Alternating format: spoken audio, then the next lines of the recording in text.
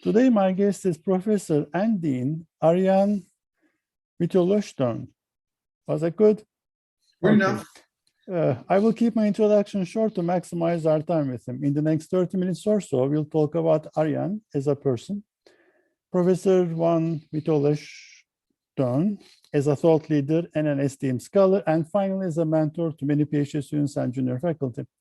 For the sake of time, I'll skip many of his accomplishments and give you a very quick snapshot. Arjen is an AIB fellow. He is multi-talented and has a very unique interdisciplinary approach. He has published widely in pretty much all of the top journals in management, sociology, political science, entrepreneurship, organization behavior, strategic management, and international business. He sits or sat on the editorial boards of Academy of Management Journal, Cross-Cultural and Strategic Management, British Journal of Management, Industrial and Corporate Change, JIBS, Organization Studies and Strategic Organization. He is or was a member of the Executive Committee of the European Association for Research and Industrial Economics, the Economic Advisory Council of the Dutch Parliament, and the Royal Netherlands Academy of Sciences. He won the 2019 JIBS Silver Medal and the 2018 Best Paper Award from URAM. His book was nationally nominated for the Book of Year in 2016. Thank you, Arjen, for joining us. You're welcome. First, to start off with, what was your background? Where did you grow up? I did grow up in the east of the Netherlands, not far from the German border, in small towns. I think the biggest one had 40,000 inhabitants, so small. Two brothers, and I was the first in my family that went to university, and up until now, the last. And what did you want to become? Except for my own children, they went to university too. Perfect. What did you want to become when you were a child? Well, I don't think I'm not so sure, but I think I quite early I started to fantasize about becoming a world famous drummer. I failed completely. Never made it. Do you play anything now? No, I did try piano, but it didn't. I was not talented enough in the end. Interesting. Yeah, no. And can you remember the first moment of distinct awareness between domestic versus foreign? Probably the first holidays with my family were in the Netherlands. At some point, we started to spend holidays abroad. And for whatever reason, I'm not sure why, my parents wanted to go to Denmark all the time. So I had 4 consecutive kind of holidays in Denmark, which is not far away. It's very similar to the Netherlands. So at that time, I started thinking, well, perhaps abroad is a little bit like the Netherlands. It took a while before I found out that it was not the case. Interesting. And how did you choose academia? I think it was kind of, I was, as a kind of a high school student, it was kind of natural. We have in the Netherlands, we have different types of high school. So I was from day one on the type of high school that prepares you for university. So I was kind of predestinated to go to university. So the only thing was what university and what to do. And because my family is from Delft and there's a technical university in Delft, everyone thought I would do something related to engineering. Mm-hmm. I myself thought for quite a while I would do something in the area of engineering as well, but in the end I decided that I was more into the social sciences. And my main topic, my major became kind of economics, business, and psychology. And who was your advisor in the PhD program? It was one was a microeconomist. People will not know him; he's already retired. And the other was a macroeconomist. Both were very Dutch and oriented towards the Dutch debate. So I was basically trained as a micro/macroeconomist. That's also why my PhD thesis was about the micro foundation of macroeconomics.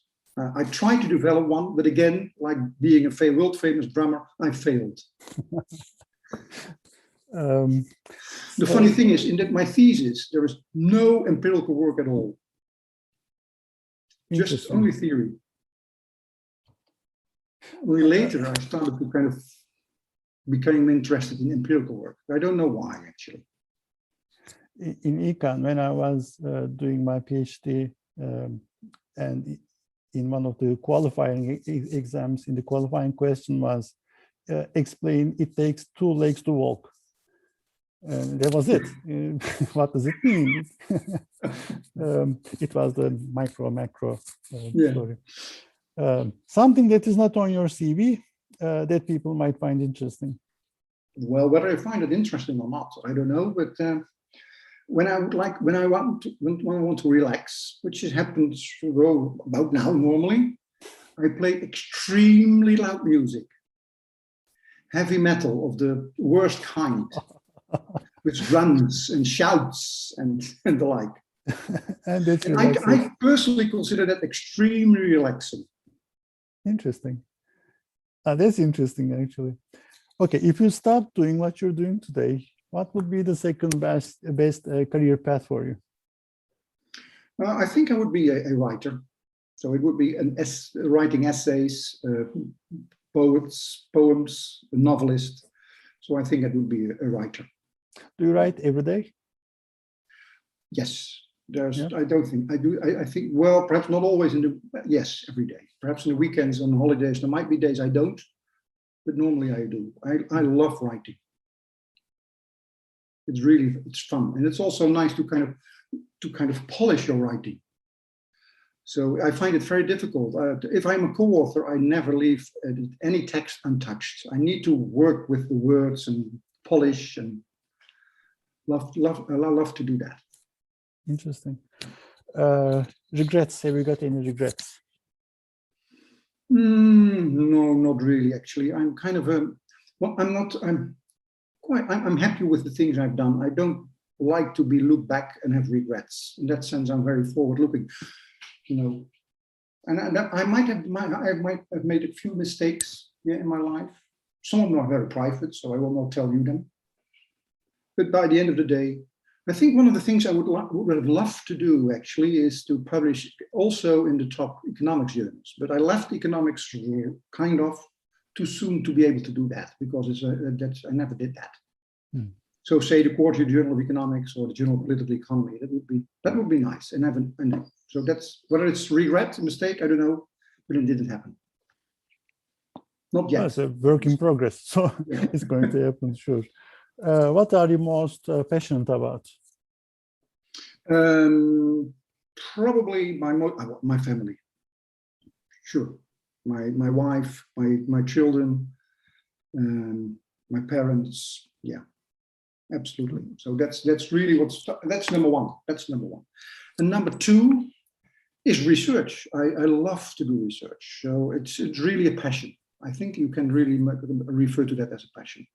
So if I'm kind of driven by curiosity, there's a topic I would like to find out more about this topic, then here I am. And I will keep on reading and collecting data, running regressions, trying out, etc. Yeah. I would like to switch to research now, if that's okay. Yeah. How do you explain your research and the importance of your research to people who don't know you, who don't read your work regularly, laymen on the street? And this is specifically important as a question because you write in so many diverse areas. Yeah. Well, I'm intrigued. I'm intrigued by human behavior at all levels of analysis. So I would like to understand, to the extent possible, individual human behavior, in behavior in teams, in large collectives like an organization, but also when the collectives start to interact, like populations of organizations or countries. So by the end of the day, it's the human dimension all over the place, but at different levels of analysis, and if possible, also trying to kind of combine different levels of analysis from the very, so the individual until, I don't know, the interaction between countries. Arjen, about the forgotten variables or neglected areas of research in IB, what are some of the contexts that we have? Okay, yeah, well, I think for me as a scholar, I would like to see if the definition of business would be broadened up, in the sense that I think that much of IB is focused on what a Marxist would call capital. It's the firm, it's the multinational, it's top management. and we have less attention for labor, the people. So, for example, well, I've done a lot of work to the extent into, let's say, organizational democracy. So we want countries to be democratic, but as soon as we enter into an organization, we allow a dictatorship to rule. So labor, the people, the employees, the perspective of those employees, also from an international comparative perspective, from an angle, is something I would be really interested in to study as well. Also under the realm of international business, because they are part of the business community as well. All those people doing all the dirty work, so to speak. And I would like to see more focus on that. Of course, we have international human resource management, etc. But still, the perspective is very much management. So how to kind of make firms productive, make firms profitable, etc., etc. Well, let's say a patient comes to you and says, what's going to be the next, and asks you to speculate about what's going to be the next 5 to 10 years of the field, what's going to be the next wave. Well, it's somewhat related to my answer to your previous question. It has to do with, let's put it, there is a movement now called, let's say, responsible management. Mm-hmm. And I also would like to see a movement, responsible IB, and responsible meaning that we should focus on more than capital and profits and money and competitive advantage, but on issues of sustainability and of the social enterprise. A big issue is, of course, sustainability is a big issue. We all know that. But another one is, of course, inequality and poverty. And why not study all this is also from the perspective of international business, to see what international businesses can do to help also contribute to solving those wicked problems where we as planet Earth, so to speak, are struggling with. Mm-hmm. So responsible IB, that would be great. About creativity in research, how do creative ideas come to you? What does your mind think of when this heavy metal is playing? Creativity is something which is very difficult to capture. But basically, I still like the very old definition of Joseph Schumpeter, which is basically to combine things that have never been combined before. So most of the time, it's not that we create something out of the blue and it's something that never existed. Most of the time, we combine bits and pieces that have never been combined in that particular way. And by doing so, we create something novel. So that's also probably why I like to be so multidisciplinary, by kind of combining insights from different disciplines and move, say, insights from psychology to economics, from economics to political science or whatever. And then you kind of start to kind of think about these new combinations, and it helps you to kind of develop new insights. Mm-hmm. What can you say about the evolution of IB? It's a fairly new field, 50, 60 years old. But it has been going through some evolution. Yeah, I think it developed. It has very well developed. It struggles, but that's also because of the nature of the field to be a kind of an established field within any business school, like strategy or finance or accounting. And the reason for that is because it's multidisciplinary in nature itself. And the way we have built our academic institutions and the way we have organized academia across the globe is still such that it favors disciplines at the expense of multidisciplines. And because IB is a multidisciplinary perspective, I think that makes it more interesting because much more is happening. So it's much more, you can, by all these new combinations, it's in the sense of development of ideas and in terms of trying to kind of enter into new territory. It's more interesting than many of the other fields. But because of that, it's much difficult to institutionalize the field as an important established discipline within the established institutions. And I think, but I think the time is ripe to start changing that, because by and now, I guess that most in academia understand the fact that we cannot rely on one discipline. So we need this combination of disciplines, and that's a good thing. So many of the wicked problems of the world require a kind of a multidisciplinary perspective. So in that sense, IB is ready to take the next step and to perhaps even leapfrog of some of the other disciplines. I want to clarify this last point.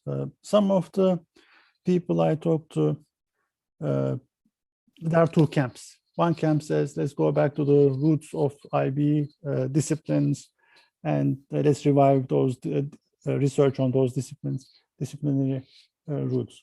Then the second group says, oh, we need to fine-tune the variables, fine-tune the measurements. We need to be more precise in what we measure. Which camp are you on? Both or neither of both? Because I think you need one without, and you cannot do without the other. So of course we need, I think it's kind of by definition that if you work in whatever discipline, whatever field, you improve over time in terms of the definition of the concepts, the ways you operationalize your variables, the way you analyze your variables, the techniques. Oh, that's kind of a natural progression you need you need anyway. But that does not imply that you should not do the other things. So you need to kind of broaden out and become more kind of broader in scope, trying to enter into new domains and learn from that as well. So I would not be in any of those two camps. I would be in the combined camp, so to speak. Well, can you name one research area, one context where the debate is still puzzling and is, in your opinion, is still not resolved in IB? Well, one I'm personally very intrigued with, and I'm still working on, is the interface between international business and linguistics. So we have, and there is an emerging field. There is more and more happening in that area, but I still want to understand what happens to me as a person and to me as a person in a collective, in a team, in an organization, if many of us are forced to work in another language than our mother tongue. And we know from very fundamental linguistics research that it has an effect on how we feel, how we think, on many things. So it must also affect our behavior in these international teams, and hence need to have an important effect on international businesses. So the interaction between linguistics and use of language on the one hand, and different languages on the other, and how enterprises that operate internationally function, perform, that I find intriguing, and I think we are kind of starting to unravel what might be going on here, but we're still in the early days. Perfect. About advice, giving advice to young scholars. In your opinion, what are some of the common mistakes that young scholars, PhD students? There's one big one, which I really try to kind of unlearn all my students. We try to be right all the time in our research, and we should not do that. We should try to prove we are wrong. So basically, this is very Popper-like. So we need to falsify rather than verify. And for whatever reason, for very understandable reasons, the academic community pays lip service to Popper and falsification, but in practice, we are verifying and finding support all the time. So we try to prove we are right, rather than that we try to prove to be wrong. I always say to my PhD students, okay, you now have developed a theory, so we have 5 hypotheses. I hope at least 3 are rejected, and preferably 4, because then you become creative. Then you start thinking what's going on here, and then you start to dig deeper. So I hope you will have really a lot of disappointments in the sense that you fail to prove you're right, and hence you become creative to trying to understand that, and you can take the next step. So I try to teach my PhD students to really focus on falsification, try to prove you're wrong, and that makes you creative. But the problem is that our journals don't like that. So if they like to see that your hypotheses are being supported, so that's tension. So that also implies that I would like to see also, that also implies that we need a reform in the kind of the academic community. We need to understand this and so we need to kind of accept that in many of our papers, hypotheses are not being supported, but there is an explanation why not, and there might be taken a next step, which kind of post hoc, which makes the paper interesting. So the interesting part of probably the interesting part of many of my better papers is not at the front end, where I try to develop something which I think is true, but at the back end, where I start to explain why I turn to be wrong. Yeah, but how do you push those papers through the review process? My point is the reviewers are going to say, or even the editor, associate editor is going to say, oh, okay, you're saying why this is not working, but you're not explaining why it is working or what should be working. So how do you push the papers through? That's an uphill battle. Then you have to fight. So you have to explain in your review, in your response to the reviewers, why you do things or you don't do things.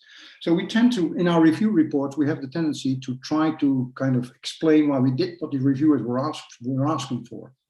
I often try to explain in a polite and in a kind of why I did not do what the reviewers were asking for and why I think that's more interesting. But that's hard work, and it also implies that papers can be rejected because of that. But then they turn out, at some point, many of my papers, I have had papers that were rejected here and then accepted there. So that's part of the travel. So then you go somewhere else.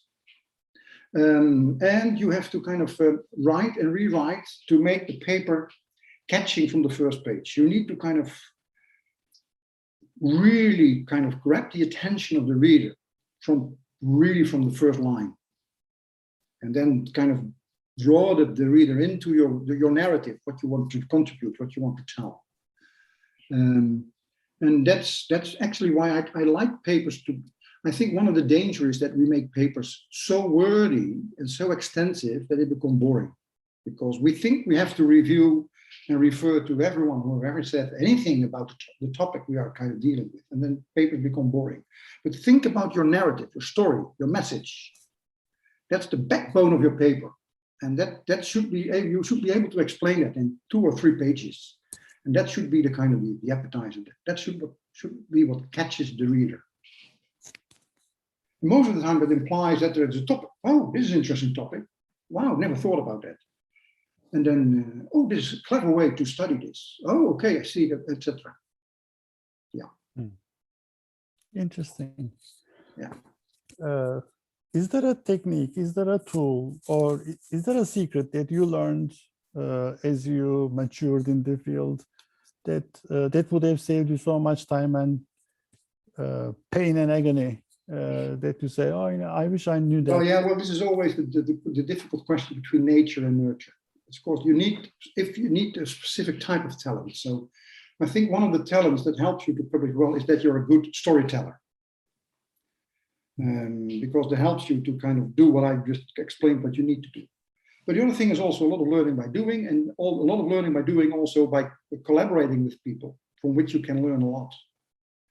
So I very early already kind of started to approach people and wanted to collaborate with other people, which I thought, well, they can do things I can't. And by working with them, I can learn to do that as well. So, for example, early in my PhD already, I said, I want to go abroad for a while, because I was in the Dutch system. So I went to a very famous economist and said, I want to stay with you for half a year. He said, okay. And yes, he said, yes, that's fine. And he really paid time. He had a meeting with me for each 2 weeks, and we discussed what I've done, and I learned a lot because of that. And I just continue doing so, collaborate with different people across the world. Arjen, for the sake of time, what is one question that I should have asked you but haven't? Well, my question is, but it's a much broader question than IB alone. That I think that the academic community globally struggles with a couple of issues that we need to solve. So I would be very interested also as an IB community, and we are starting to do so. So for example, I was co-author of a couple of editorials where we kind of raised these kind of issues. What should we do to change our current practices such that we are better able to produce progress? So it has to do with the kind of things I referred to earlier, proving to be wrong, for example. Not taking statistical significance too seriously. We need to replicate more rather than trying to be novel each and every time, etc. So there are things that we have ingrained practices in our community which frustrate progress. So I would be very interested to have a debate on that in the larger community, academic community. What can we do to change that and to kind of move forward in terms of our current practices, which are very hard to change. So we need to do that as a collective. Well, what's your suggestion? What's the solution, in your opinion?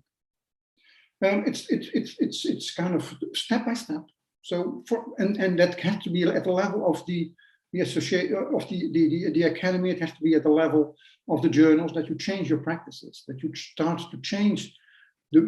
For example, one of the things that I did together with Klaus Meyer and Sjoerd Beugelsdijk is we introduced an editorial in which we explained that we should report differently regarding statistical significance. That this whole thing that we need this 0.05 kind of magic level is bullshit, is nonsense. So don't do that anymore. Get rid of that. So report a precise p-value, which can be anything, and discuss what that really means. And also move beyond statistical significance, because something can be extremely statistical significant, but economically of no kind of interest at all, because it has a tiny effect. So we also need to discuss economic significance, the size of the effects. Well, these kind of things, step by step, you can kind of change practices from the bottom up in journals, in academies. And I think that's basically what we are. That's the journey we have embarked upon now a couple of years ago, and I consider that to be extremely important. Thank you so much for your time. It was a pleasure and to chat with you. I learned a lot. I'm sure the audience will agree with me. Thank you. Thank you. You're welcome.